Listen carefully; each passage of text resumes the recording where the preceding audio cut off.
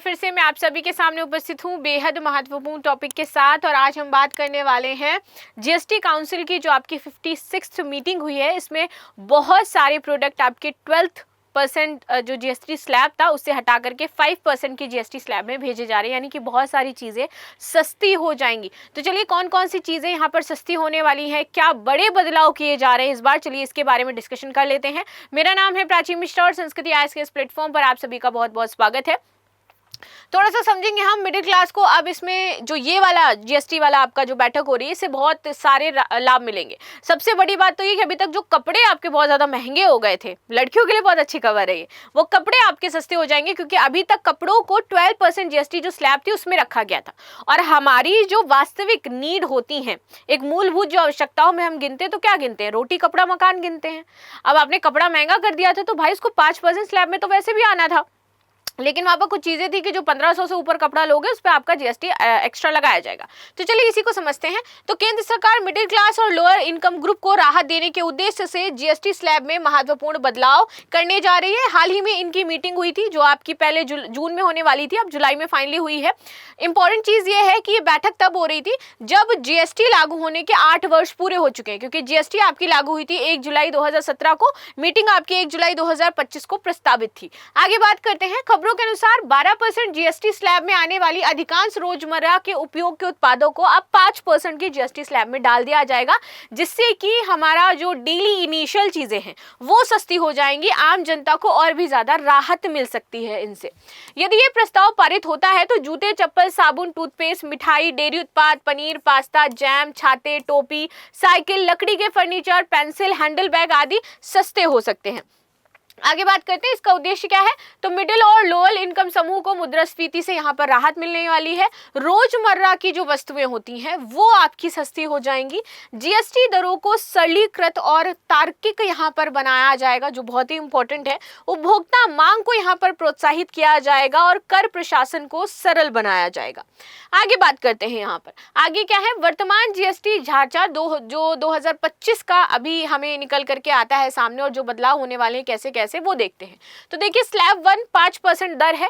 आवश्यक वस्तुएं होंगी यहाँ पर अनाज, दाल, खाद्य तेल और दवाइयां। दूसरा स्लैब आपका 12% था। अब ये जो 12% का स्लैब है ये आपका 5% होने वाला है। इसमें क्या क्या चीजें मैं दिखा दूं तो साबुन है, टूथपेस्ट है, कपड़े हैं, जूते हैं। अब ये सभी के सभी आपके किस में पहुंच जाएंगे? 5% की जीएसटी स्लैब में पहुंच जाएंगे, यानी कि अब साबुन, टूथपेस्ट, कपड़े, जूते सस्ते हो जाएंगे आपके।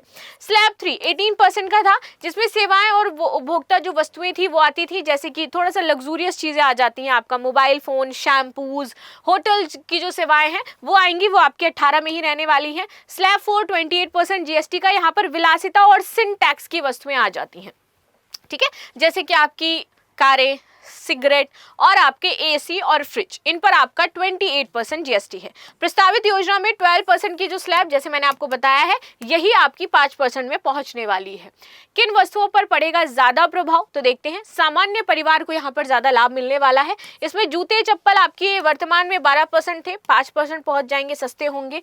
मिठाई, नमकीन, साबुन, टूथपेस्ट, पनीर, खजूर, मेवा, पास्ता, जैम, जूस, छाते, टोपी, साइकिल, लकड़ी का furniture, pencil, jute, cotton bag, ये सभी के सभी सस्ते होंगे, क्योंकि ये चीजें आपको कुछ प्रोटीन वाली हैं, कुछ विद्यार्थियों के काम की हैं, कुछ घरेलू हैं, कुछ शैक्षणिक वस्तुएं हैं।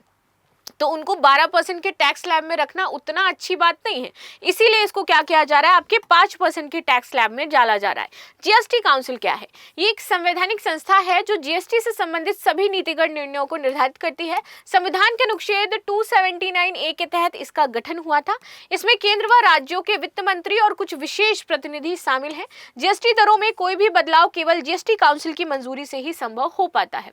गुड्स एंड सर्विसेज टैक्स की बात करें तो भारत में लागू एक व्यापक अप्रत्यक्ष कर प्रणाली है जो केंद्र और राज्य सरकारों द्वारा लगाए गए अधिकांश अप्रत्यक्ष करों को एकीकृत करती है। इसे 1 जुलाई 2017 को लागू किया गया था। जीएसटी से पहले की कर प्रणाली तो केंद्र सरकार उत्पादन शुल्क, सेवा कर जो सीमा शुल्क है या अब आज आपके कर के नाम हो जाते हैं। राज्य सरकारों के लिए यहाँ पर वैट होता है, प्रवेश कर एंट्री टैक्स होता है, मनोरंजन कर होता है और लग्जरी टैक्स होता है। जीएसटी के प्रकार की बात करें तो सीजीएसटी यानी कि सेंट्रल, एसजीएसटी यानी कि स्टेट, आईजीएसटी यानी कि इंटीग्रेटेड जीएसटी और यूजीएसटी यानी कि यूनियन टेरिटरी जो केंद्र शासित प्रदेशों में लगेगी। दो राज्यों के बीच के जो अंतरराज्यीय लेन देन होते हैं, मान लीजिए कि यूपी से कोई सामान गया कर्नाटका, यूपी से कोई सामान गया उड़ीसा, ठीक है, आंध्रा, तो उसके बीच में जो आपका लगेगा वो राज्य सरकार को यहाँ पर बांट दिया जाता है। राज्यों के भीतर जो लगती है वो आपकी सीजीएसटी है। राज्य के भीतर लेन देन में जो राज्य सरकार को देनी पड़ती है वो आपकी एसजीएसटी होती है। ठीक है, चलिए आगे आ जाते हैं। जीएसटी काउंसिल गठन इसका हुआ था 101वें संविधान संशोधन के तहत 2016 में अनुच्छेद 279A में। अध्यक्ष भारत के केंद्रीय वित्त मंत्री, सदस्य सभी राज्यों और केंद्र शासित प्रदेशों के वित्त मंत्री और मुख्य कार्य क्या है कि जीएसटी दरों में संशोधन करना है, कर नीति का निर्णय लेना है, कंपनसेशन सेस पर यहाँ पर सलाह देनी है। लास्ट में क्वेश्चन है, वस्तु एवं सेवा कर जीएसटी का जो काउंसिल अध्यक्ष है वर्तमान समय में वो कौन है? भारत के प्रधानमंत्री, नीति आयोग के अध्यक्ष, केंद्रीय वित्त मंत्री या फिर आपके कैबिनेट सचिव। तो ये थी न्यूज जो हमने डिस्कस करी। आप सभी मुझे कमेंट बॉक्स में आंसर जरूर दीजिएगा। मिलते हैं नेक्स्ट क्लास में, तब तक के लिए धन्यवाद। लाइक शेयर सब्सक्राइब करना बिल्कुल भी ना भूलें and thank you so much.